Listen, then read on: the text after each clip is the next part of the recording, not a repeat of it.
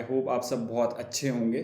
तो आज हम अपना नेक्स्ट सेशन ले आए हैं अपनी डेली न्यूज़ का डिफेंस एग्ज़ाम के लिए।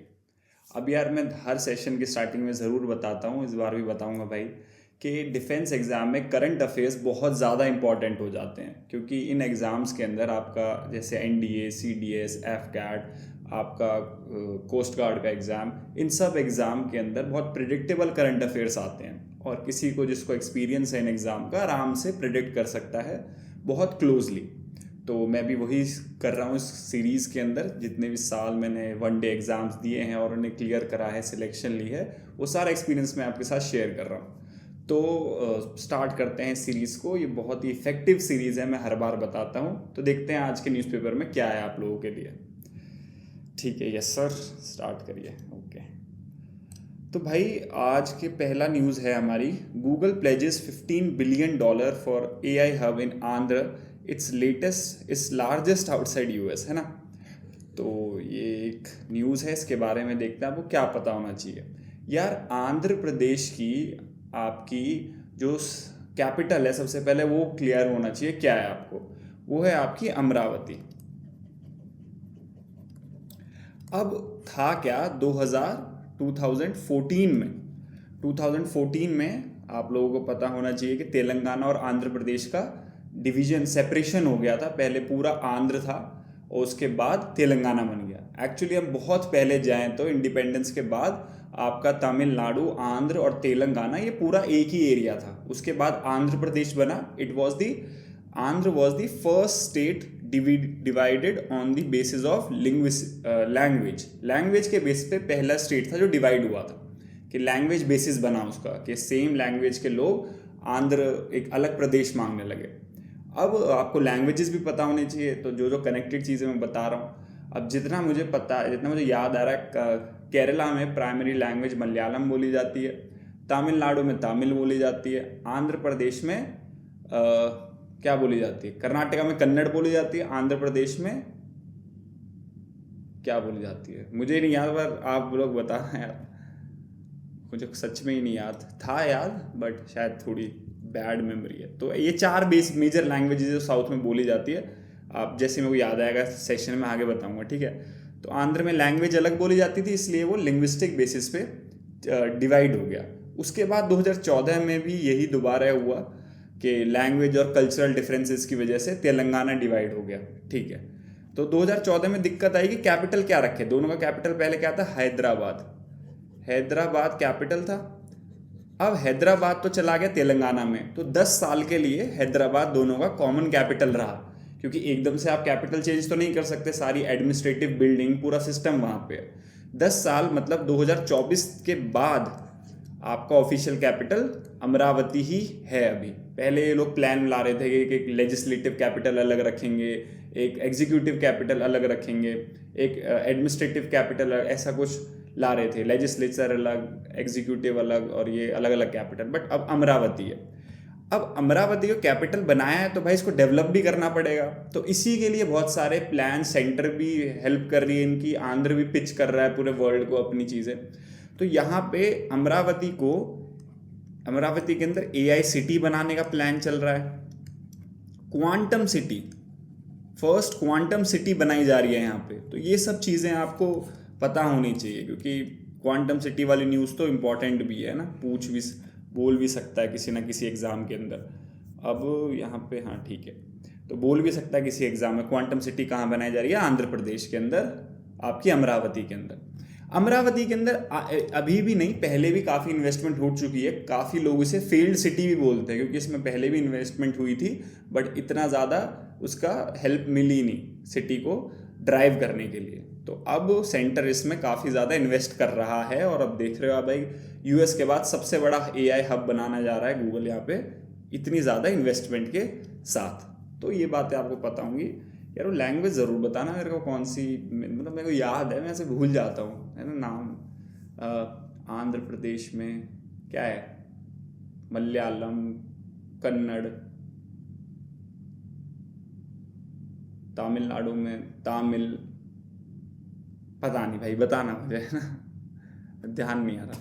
ठीक है, ये चीज़ें आपको पता होनी चाहिए आंध्र के बारे में, लैंग्वेज भी देख लेना। नेक्स्ट देखते हैं, major setback at Maoist party as ideological head surrenders. अब ये काफ़ी ही बड़ी न्यूज़ है हमारे लिए भी, हम लोगों को इतना नहीं पता चलेगा, गवर्नमेंट के लिए भी काफ़ी अच्छी न्यूज़ है। अब यार क्या है कि इंडिया को अंदर से as a like a pest खा रहा था हमारा ये माओइज्म मूवमेंट, हमारा ये आपका नक्सलबेरी मूवमेंट, नक्सलिज्म आपको खा रहा था इंडिया को as a like a pest. बहुत ज़्यादा परेशान कर रखा था इसने, इतनी ज़्यादा हमारी रिसोर्स एलोकेशन हो रही थी इस सेक्टर के अंदर, इतने हमारे डियर सोल्जर्स मारे जा रहे थे ड्यू टू इट। तो अभी गवर्नमेंट ने, अमित शाह जी ने भी एक एम रखा है कि 2026 मार्च तक क्या करेंगे, हम ख़त्म कर देंगे नक्सलिज्म इंडिया से, ये एम रखा हुआ है। तो थोड़ा बहुत नक्सलिज्म के बारे में आपको बता देता हूँ, जो पता होना चाहिए आपको, थोड़ा आपको एक वीडियो में तो क्या ही बताऊँ, बट ये वीडियोस हम नई चीज़ जानने के लिए भी करते हैं, रिवाइज करने के लिए भी करते हैं, चीज़ें आपको रिवाइज भी होती रहेंगी। तो स्टार्ट हुआ था ये आपका वेस्ट बंगाल से एक मूवमेंट, नक्सलबेरी एक एरिया है, नक्सलबेरी एरिया है, वहाँ से स्टार्ट हुआ था। क्या था, अपराइजिंग थी, गरीब लोग, ज़्यादातर गरीब पीजेंट्स जो पुअर किसान होते हैं, मतलब किराए के खेत में खेती करते हैं दूसरों की ज़मीन पे, उन्होंने करा था अगेंस्ट दी लैंडलॉर्ड्स। जो लैंडलॉर्ड्स थे अपने घर बैठे हैं और पैसा खा रहे हैं, काम बेचारे पीजेंट्स कर रहे हैं और उनको ढंग से पैसे नहीं मिल रहे थे, और या फिर जो भी चीज़ें हमेशा से होती आई हैं। तो ऐसे बहुत मूवमेंट्स हुए, बट नक्सलबेरी उनमें से अलग निकल के आया है, क्योंकि ये ड्यूरिंग आफ्टर इंडिपेंडेंट हुआ एक तो, ठीक है, आफ्टर इंडिपेंडेंस, और इसने फिर इन्होंने गलत रास्ता ले लिया, ठीक है, अगेंस्ट द लैंडलॉर्ड आप प्रोटेस्ट कर सकते थे, इन्होंने प्रोटेस्ट कैसा करना चाहा कि भाई हथियार लेंगे, मार देंगे गवर्नमेंट। इनका मेन मोटिव है गवर्नमेंट को थ्रो आउट करना गवर्नमेंट को, और अपनी गवर्नमेंट बनाना, ये मोटिव है नक्सलबेरी का। तो यहाँ से स्टार्ट हुआ ये। इसके मेन लीडर्स कौन थे, थिंक टैंक कौन थे इसके पीछे, आपके कुछ नाम आते हैं भाई, जैसे चारू मजूमदार,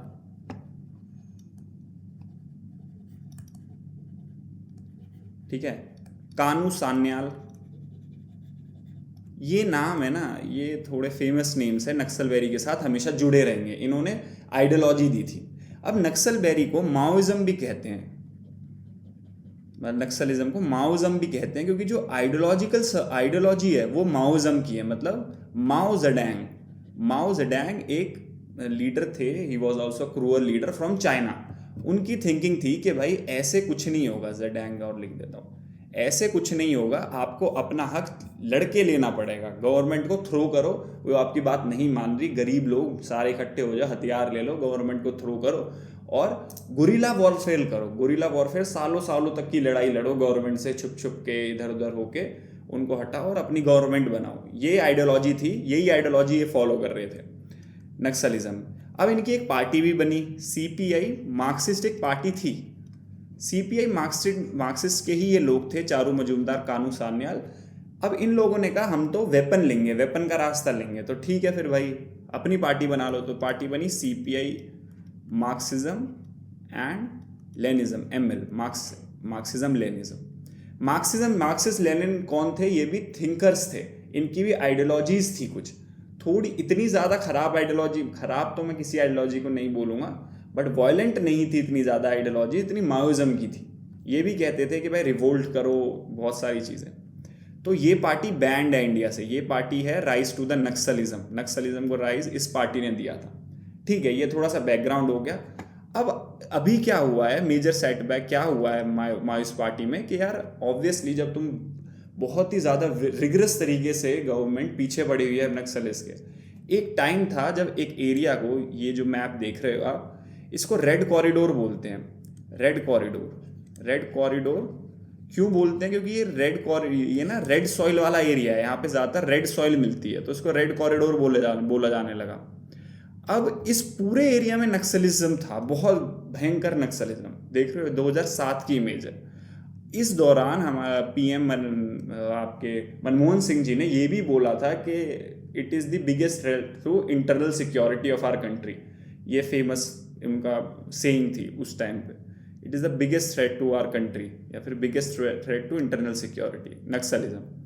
तो यहाँ पे पूरे पे फैल गया था यार, देखो कितना बड़ा एरिया, रेड कॉरिडोर।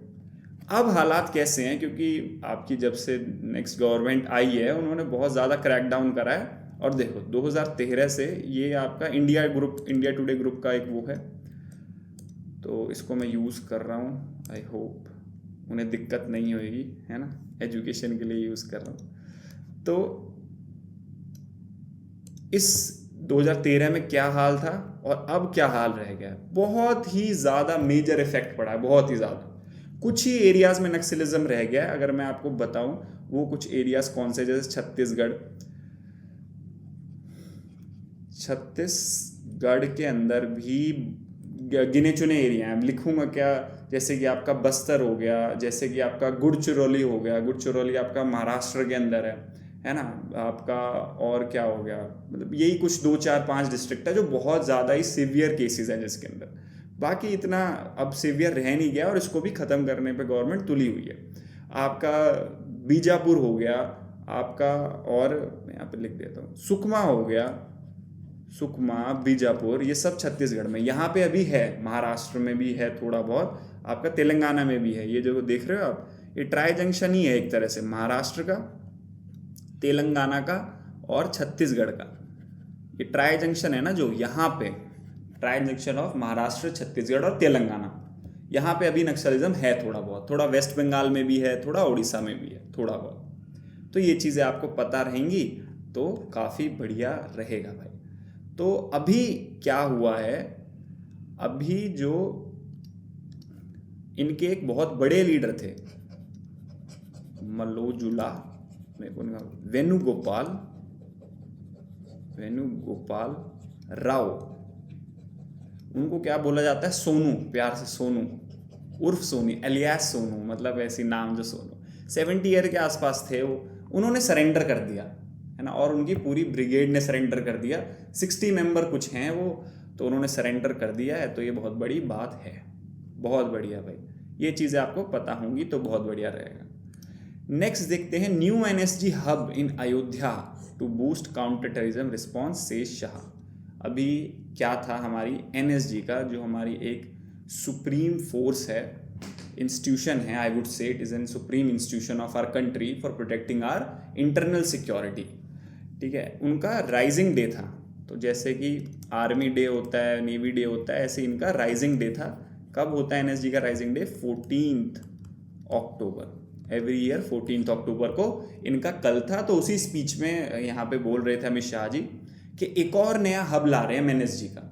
अभी एनएसजी के कितने हब है? 6 हब हैं, प्लस एक मानेसर वाला है, Manesar training hub, central hub, या फिर उसे मेन हब बोल सकते हो, प्लस मानेसर, वहीं से मानेसर कह सकते हैं इनका स्ट्रैटेजिकल हेडक्वार्टर या फिर कॉम्बैट हेडक्वार्टर मानेसर है।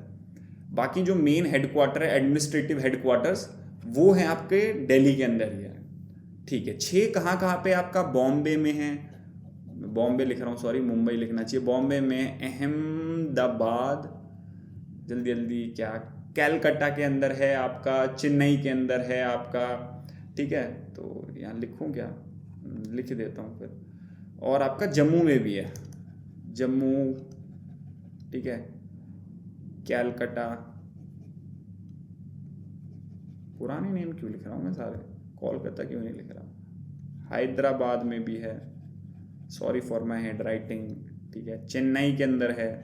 तो ये 6 हब्स प्लस एक मानेसर वाला है अभी, उसके साथ साथ कह रहे हैं कि अयोध्या में भी खोलेंगे, बहुत बढ़िया। अब एक चीज़ के बारे में आप जानो तो बहुत बढ़िया रहेगा कि ये एक स्टैट्यूटरी बॉडी है। स्टैट्यूटरी बॉडी मतलब एक एक्ट से बनी है, मतलब इसके पास पावर आ जाती है कि भाई कोई इससे कहने लगे, कल को म्यूनिसिपल कॉरपोरेशन आ जाए कि सर ये दीवार थोड़ा अंदर बाहर, जा भाई, हम पावर अपनी तेर से नहीं ले रहे, direct act of the parliament से ले रहे हैं, तो हम ऐसे पावरफुल हैं। स्टैट्यूटरी बॉडी है, ये ध्यान रखना कि इनके लिए, इनको बनाने के लिए एक एक्ट पास हुआ था पार्लियामेंट में, बहुत बढ़िया सर, 1986 में बनी थी ये, after operation blue star, very nice. Operation blue star क्या था? जब हमने देखा था कि कुछ आपके गोल्डन टेम्पल के अंदर रिवोल्ट कर रहे थे कुछ लोग, और बहुत बड़ा, मतलब रिवोल्ट तो मैं नहीं कहूँगा, it was a kind of turn into a terrorist activity, ठीक है, तो बहुत ही सेंसिटिव टॉपिक है ये, बट मुझे जो लगता है वो यही था, it turned into a end of the day terrorist activity, revolt से बहुत किलिंग्स वगैरह हुई वहाँ पे, तो ऑपरेशन ब्लू स्टार हुआ। उसके बाद नीड लगी गवर्नमेंट को कि हमारे पास स्पेशलाइज एजेंसी होनी चाहिए ऐसे सिनेरियो, ऐसे केसेस को डील करने के लिए। तो आपका 1986 में जाके बना NSG। वैसे तो 1984 वगैरह में बात स्टार्ट हो गई थी जब ऑपरेशन ब्लू स्टार हुआ था, उसके बाद ही। तो ये चीज़ें आपको NSG के बारे में पता होंगी तो आपकी नॉलेज सब में सप्लीमेंट्री चीज़ें ऐड हो जाएंगी। बहुत बढ़िया। नेक्स्ट है सर, कुछ नेक्स्ट भी है आपका। IMF और वर्ल्ड बैंक हैं, उन्होंने कुछ इंडिया का नेक्स्ट फाइनेंशियल ईयर के लिए प्रेडिक्शन देते हैं हर बार ये कि इतने रेट से ग्रो होगा इंडिया। तो इस बार भी प्रेडिक्शन में क्या करा है, थोड़ी कम कर दी है। चलता रहता है ये, कोई बहुत बड़ी बात नहीं है। IMF वर्ल्ड बैंक साल में 1-2 बार अपनी प्रेडिक्शन देते हैं और कभी कम कभी ज़्यादा चलता रहता है इनका, कोई प्रॉब्लम नहीं है ऐसी। नेक्स्ट ईयर के लिए भी देते हैं, अपकमिंग फाइनेंशियल ईयर के लिए भी देते हैं, और करंट टाइम के लिए भी देते हैं। तो ये अगले साल, अगले फाइनेंशियल ईयर के लिए दी गई है। तो आपको ये पता होना चाहिए कि ग्रोथ रेट जो हम बात करते हैं वो एक्चुअली GDP होती है, ग्रॉस डेवलपमेंट प्रोडक्ट, है ना। GDP की बात कर रहे हैं, कितनी GDP बढ़ रही है, ग्रोथ रेट मतलब GDP। अब यहाँ पे हम ये देख लेते हैं कि यार ये जो GDP है, तो ये GDP कैसे काम करती है, ग्रोथ रेट कैसे आप कैलकुलेट करते हो।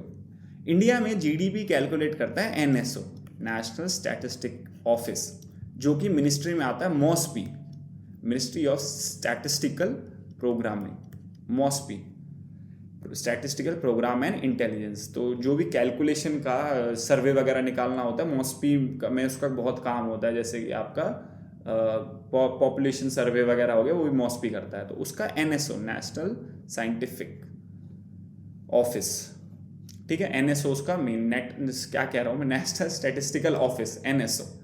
तो GDP हम 3 तरीके से निकालते हैं, 3 कंबाइंड तरीके से। अलग अलग तरीके हैं GDP निकालने के लिए। इंडिया में NSO निकालता है 3 तरीकों से कंबाइन करके। GDP by GVA, gross value addition, GDP by income method, और GDP बाय एक्सपेंडिचर मेथड। अलग अलग तरीके से, जैसे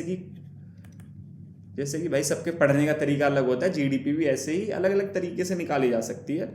तो हम लोग सिर्फ एक तरीके से नहीं उसको कैलकुलेट करते, 3 तरीके से कैलकुलेट करके तो उन्हीं का कुछ एवरेज वगैरह लेते हैं। तो बेसिकली आपका देखा क्या जाता है GDP में, गवर्नमेंट ने कितना खर्चा करा उसको देखा जाएगा कि, और लोगों ने कितना खर्च, पब्लिक एक्सपेंडिचर क्या है, गवर्नमेंट कैपिटल एक्सपेंडिचर क्या है आपका, और आपकी कॉरपोरेट्स का एक्सपेंडिचर क्या है, कितना खर्चा हो रहा है मार्केट में, ये सब चीज़ें। तो इतना आपको पता होगा। मैं ज़्यादा बताने लगूंगा ना तो ये पूरी क्लास ही बन जानी है ना, बहुत बड़ी क्लास नहीं बनानी, बट हमें एक तरह से थोड़ा नई चीज़ें भी बतानी है और रिवाइज भी हो जाए तो बहुत बढ़िया है। ठीक है, मतलब बहुत सारा बता के हौच पौच नहीं कर देना, थोड़ा बहुत बताना है, रिवाइज करना है। चलो, तो GDP ऐसे निकलती है। अब हुआ क्या था रिसेंटली कि अभी इस साल ही 2 क्वार्टर की GDP आई है हमारे, 2 क्वार्टर की GDP निकलती है, क्वार्टर वाइज निकलती है। हमारे कितने क्वार्टर होते हैं, एक क्वार्टर 4 महीने का होता है साल में, तो 3 क्वार्टर हो गए, 4 3 12, 12 महीने का, 12 मंथ का साल। 3 क्वार्टर के बाद, हर क्वार्टर के बाद GDP निकलती है। तो इस हर क्वार्टर से पहले ना हमारे सारे IMF हो गया, वर्ल्ड बैंक हो गया, या फिर हमारा खुद का RBI हो गया, वो प्रेडिक्शन देते हैं कि इस बार की GDP जो आएगी वो इतनी आएगी। इस बार GDP ने हमें बहुत हैरान करा। अगर जैसे हमारे सब ने ही प्रेडिक्शन दे रखी थी 6.5 की या 6.2 की, भाई हमारी GDP आई 7.8, समझ रहे हो आप, 7.8 आई, तो सबको हैरान कर दिया। तो रीज़न जो बताया गया था वो ये था, पब्लिक एक्सपेंडिचर बढ़ गया था, पब्लिक एक्सपेंडिचर बढ़ गया, खासकर रूरल में। तो पब्लिक एक्सपेंडिचर बढ़ा, लोगों ने खर्चा थोड़ा करा, गवर्नमेंट एक्सपेंडिचर भी अच्छा खासा हुआ। तो इसीलिए बताया जा रहा है कि अब हर चीज़ बिल्कुल ही 100% प्रेडिक्टेबल तो नहीं हो सकती। तो इसीलिए रूरल एक्सपेंडिचर, भाई लोगों ने खर्चा अच्छा खासा करा, गवर्नमेंट ने थोड़ा खर्चा करा बिल्डिंग बनाने में, रोड बनाने, वो थोड़ा ज़्यादा कर दिया, तो उस चक्कर में GDP ग्रो हो गई। मेन फैक्टर्स ये हैं, बाकी सभी चीज़ बढ़िया हुई। तो ये भी इस बार का 7.8 आया, इससे पहले भी 7.5 आया था, जबकि प्रेडिक्ट इतना करा था। तो मतलब 2 क्वार्टर से लगातार GDP हमारी एक्सपेक्टेशन से भी ज़्यादा आ रही है ना। तो ये बहुत बढ़िया बात है। तो अगर ये चीज़ें आपको ध्यान रहेंगी ना तो सही रहेगा। कुछ चीज़ और बता देता हूँ आपको मैं। अब भाई जीडीपी जो निकाली जाती है, एक चीज़ होती है रियल जीडीपी, रियल जीडीपी और नॉमिनल जीडीपी, नॉमिनल जीडीपी, ठीक है। नॉमिनल जीडीपी मतलब इसमें इन्फ्लेशन एडेड होती है, इन्फ्लेशन, इन्फ्लेशन मतलब महंगाई, जो महंगाई हर साल बढ़ रही है वो इन्फ्लेशन होता है। नॉमिनल जीडीपी में इन्फ्लेशन एडेड होती है तो हमेशा ज़्यादा रहती है, पिछले साल से ज़्यादा। ऑब्वियसली इन्फ्लेशन हर साल ग्रो होती है, ये चीज़ आपको पता होनी चाहिए, हर साल इन्फ्लेशन ग्रो होती रहती है, महंगाई बढ़ती ही रहती है ऑब्वियसली। तो इसलिए नॉमिनल जीडीपी हमेशा ज़्यादा रहेगी रियल जीडीपी से। रियल जीडीपी क्या करती है, इन्फ्लेशन को हटा देती है। इन्फ्लेशन कहती है इन्फ्लेशन को मतलब पहले वाले रेट से कंपेयर करके देखो कितना आ रहा है। तो इसलिए रियल जीडीपी को ही करेक्ट कंपस ऑफ मेजरमेंट या फिर correct tool for measurement of a countries growth बोला जाता है, कि यही सही चीज़ है जिससे कंट्री ग्रोथ सही पता चलेगी। अब इन्फ्लेशन क्या है, इन्फ्लेशन तो इतनी हाई हो रखी है, गलत हो रहा है कंट्री के साथ, महंगाई बढ़ रही है, और नॉमिनल जीडीपी तो ज़्यादा ही आएगी ऑब्वियसली, ज़्यादा इन्फ्लेशन है तो ताली बजाएंगे वाह भाई वाह, बहुत तगड़ी ग्रोथ हो रही है। तो इसलिए इसको इतना नहीं देखते, देखते हैं इतना नहीं देखते, वो कभी हम इकोनॉमी के लेक्चर पढ़ेंगे तो समझाऊंगा उसमें। तो रियल जीडीपी को ही हम देखते हैं विदाउट इन्फ्लेशन, इन्फ्लेशन नहीं होती इसके अंदर कम। तो ये छोटी सी बात थी, ठीक है सर। आगे कुछ बताओगे? बताऊंगा भाई, बताऊंगा भाई। ये एक चार्ट मिला मुझे, बहुत ही बढ़िया चार्ट मिला मुझे। देखो इसके अंदर बताया गया है कि ना, वो जो हमारे न्यूज़ तो यही थी ना कि वर्ल्ड बैंक IMF ने हमारा जो नेक्स्ट कमिंग फाइनेंशियल ईयर है, नेक्स्ट ईयर है, उसमें हमारी जो ग्रोथ है वो थोड़ी कम कर दी। कोई बड़ी बात नहीं है, थोड़ी बहुत कम हुई है, बट ये चार्ट मेनली ये दिखाना चाह रहा हूँ मैं कि देखो हर कंट्री की थोड़ी कम करी है, उससे कोई मतलब नहीं है। आप ये देखो, India is the fastest growing economy. बाकी इकोनॉमी कितना ग्रो कर रही है, क्यों कम ग्रो कर रही हैं वो? क्योंकि यार वो अपने एक प्लेट्यू पे पहुंच चुकी हैं कि भाई बहुत ही ज़्यादा डेवलप्ड है। अब इससे आगे डेवलप होने के लिए धीरे धीरे ही ग्रो करेगी, है ना, बहुत मेहनत करनी पड़ेगी और इससे ज़्यादा। अब ये चीज़ आप अपनी स्टडीज़ में भी देख सकते हो कि आप जब प्रिपरेशन स्टार्ट करते हो तब आपकी कैपेसिटी लर्निंग की बहुत होती है, बट जब आप एक प्लेट्यू पे पहुंच जाते हो कि भाई अब तो बहुत सारा आता है बट फिर भी नेक्स्ट स्टेज पे पहुंचने के लिए टाइम लगाना पड़ रहा है, तो वही चीज़ है। इंडिया अभी डेवलप हुआ ही नहीं है तो हम तेज़ी से ग्रो कर रहे हैं, जैसे चाइना भी है, हालांकि ये डेवलप्ड ही कहूँगा मैं इसे, बट स्टिल क्योंकि आपकी पॉपुलेशन बहुत बड़ी है तो ये भी अच्छी खासा ग्रो करता है। तो इंडिया इज़ फास्टेस्ट ग्रोइंग। देखो US ये सब, जापान को बोलते हैं हम स्टैग्नेंट हो गया है, ठीक है, जापान को हम बोलते हैं भाई स्टैग्नेंट हो गया है, मतलब ग्रो बहुत ही कम हो रहा है, ना के बराबर, क्योंकि बहुत वैसे ही डेवलप्ड है। ये सब आप देख सकते हो, ये मत देखो चेंज क्या हुआ, ये देखो कि भाई कौन सी कंट्री कितना ग्रो कर रही है। इंडिया इतना ज़्यादा, US इतना, जापान रुकी गया है बिल्कुल, है ना, चाइना भी देखो अच्छा अभी तक ग्रो करे जा रहा है। तो ये चीज़ें देखने लायक है। ठीक है दोस्तों, तो यहाँ पे हम अपना ख़त्म करते हैं। इसकी PDF के लिए मेरे टेलीग्राम चैनल को आप ज्वाइन कर सकते हो, वहाँ पे हम रेगुलर PDF वगैरह शेयर करते रहते हैं। रेगुलर देखो, पावर समझो कंपाउंड इंटरेस्ट की, थोड़ा थोड़ा डेली पढ़ने की बहुत पावर है भाई, थोड़ा थोड़ा पढ़ो, डेली सेशंस को देखो। आप देखोगे मंथ एंड में जब आप मंथली वीडियोस को देखोगे सब आता होगा आपको, और जब एग्ज़ाम देने बैठोगे तब तो आप पूछो ही मत। सिर्फ और सिर्फ न्यू करंट अफेयर्स ही नहीं, इसमें आपकी स्टैटिक नॉलेज भी बहुत इंक्रीज हो रही है। तो देखो, फ़ायदा उठाओ, और नेक्स्ट क्लास में मिलते हैं भाई। उससे पहले मेरे से मत बोलो, ठीक है।